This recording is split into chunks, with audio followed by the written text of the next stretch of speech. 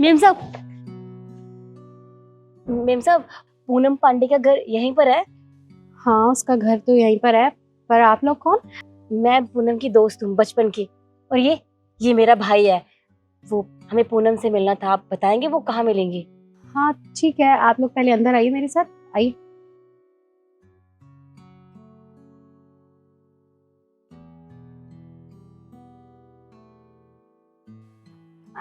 ये लीजिए, आप लोग पानी पीजिए। शुक्रिया।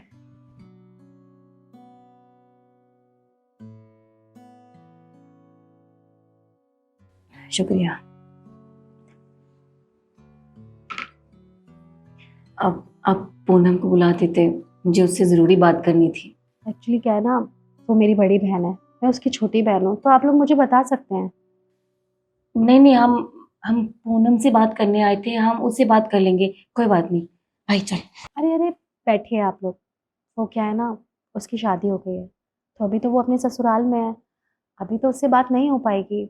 और आप लोग मुझे काफ़ी परेशान लग रहे हैं। अगर कोई बात है तो आप मुझे बता सकते हैं, मैं उसकी छोटी बहन ही तो हूँ। नहीं देखिए, परेशानी तो हमारे ऊपर है, लेकिन मुझे पूनम से ही बात करनी थी। कोई बात नहीं, अब जब वो यहाँ है ही नहीं तो मैं चलती हूँ, कोई बात नहीं। अरे आप कैसी बातें कर रहे हैं? अगर आप परेशान हैं तो मुझे बता सकते हैं, मैं उसी की तो बहन हूँ ना। जब मेरी उससे बात होगी तो मैं उसे बता दूंगी। आप मुझे बताइए क्या परेशानी है। जी, हमारे पिताजी यहाँ शहर में आए थे। उन्हें ना एक फैक्ट्री में बहुत अच्छा काम मिला था, तो हम भी यहीं आ गए। मेरी माँ तो नहीं है, लेकिन हमारे पिताजी ने ही हमें पाल पोस के इतना बड़ा किया। शहर के ही ना एक बहुत अच्छे स्कूल में हमारा दाखिला करवाया था। वहीं पर मुझे पूनम मिली थी, हम बहुत अच्छी दोस्त बन गई थी। लेकिन और आपको पता है, उसने तो मुझसे ये भी कहा था कि तू ना मेरी सबसे अच्छी दोस्त है, तुझे किसी भी चीज़ की कभी भी ज़रूरत हो ना तो हमेशा मुझे याद करना सबसे पहले। फिर अचानक से ना फैक्ट्री में काम बंद हो गया। बहुत परेशान हो गए थे मेरे बाबूजी। फिर हम गांव वापस चले गए। कुछ समझ में नहीं आ रहा था क्या करे, क्या काम करे। भाई की पढ़ाई छूट गई, मैं भी आगे नहीं पढ़ पाई। फिर जैसे तैसे करके मैंने गांव में ना सिलाई का काम शुरू किया। मैंने पूरे गांव वालों के कपड़े सिलती हूँ, और आपको पता है सिर्फ हमारे घर में सिलाई मशीन थी। काफ़ी मेहनत की, अपना घर चलाया। लेकिन अचानक से बाबूजी की तबीयत बहुत ज़्यादा खराब रहने लगी। अब मैं उन पर बोझ नहीं बनना चाहती थी। जैसे तैसे करके मैं घर का गुज़ारा तो चला ही सकती थी, लेकिन दवाई का खर्चा इतना ज़्यादा था कि मैं क्या ही करती। मेरा भाई भी खेती-बाड़ी कर रहा था। इतने में हम बाबूजी का इलाज नहीं करवा सकते। पूरे गाँव वालों ने हाथ खड़े कर दिए।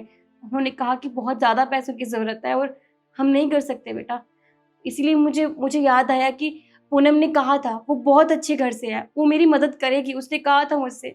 इसीलिए मैं किसी से उसके घर का पता लेकर मैं यहाँ आई थी, उसे ढूँढते-ढूँढते। मुझे लगा कि मेरी दोस्त मेरी मदद करेगी, तो मैं अपने बाबूजी का इलाज बहुत अच्छे से कर पाऊँगी। लेकिन अब तो उसकी शादी हो गई है, अब वो दूसरे परिवार में है, लेकिन मैं उसे परेशान नहीं करना चाहती। कोई बात नहीं, मैं किसी और से पैसे उधार लेकर अपने बाबूजी का इलाज करवा लूँगी। आपका शुक्रिया, आपने हमें पानी पिलाया। हम चलते हैं। अरे नहीं नहीं, तुम कैसी बातें कर रही हो? उसकी शादी हुई है, शादी हो जाने से ना दोस्ती खत्म नहीं होती है। और जब उसको पता चलेगा तुम यहाँ पे आई हो और मैंने तुम्हारी मदद नहीं की, तो उसे कितना बुरा लगेगा। आखिर वो है तो मेरी बड़ी बहन ना। तो तुम मुझे बताओ, तुम्हें कितने पैसों की जरूरत है? मैं तुम्हारी मदद करूंगी। समझ जाओ कि तुम्हारी बेस्ट फ्रेंड ने तुम्हारी मदद की है। बताओ। वैसे तो 1.5 लाख रुपए की जरूरत थी, डॉक्टर ने कहा था। 50,000 रुपए तो गांव वालों ने करवा दिए, पर 1 लाख रुपए की जरूरत है अभी। बस इतनी सी बात। तुम लोग बैठो, मैं अभी आती हूँ।